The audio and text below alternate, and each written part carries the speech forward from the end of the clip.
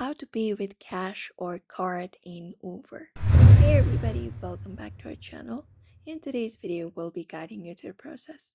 So open up the Uber application, and once you open up the application, you may log in into your account and head over and book a ride for yourself. So go ahead and book up a ride.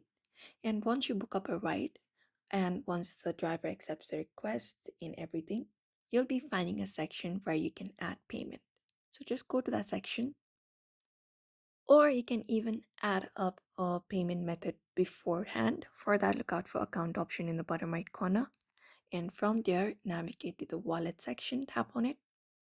And from wallet, look out for payment method and tap on it. Add payment method. Once you tap on add payment method, you'll be finding credit or debit card.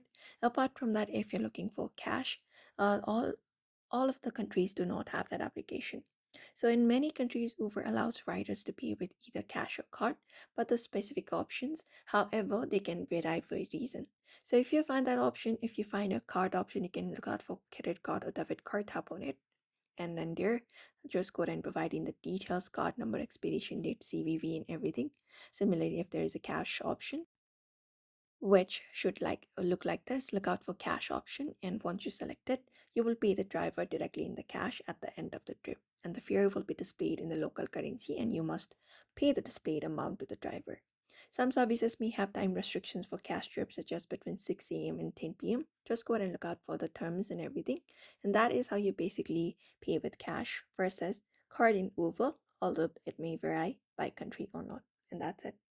So therefore, you may follow this method in order to do so. So I hope this video was helpful. Give it a thumbs up and subscribe for more tips and tutorials, and we'll be seeing you in another video.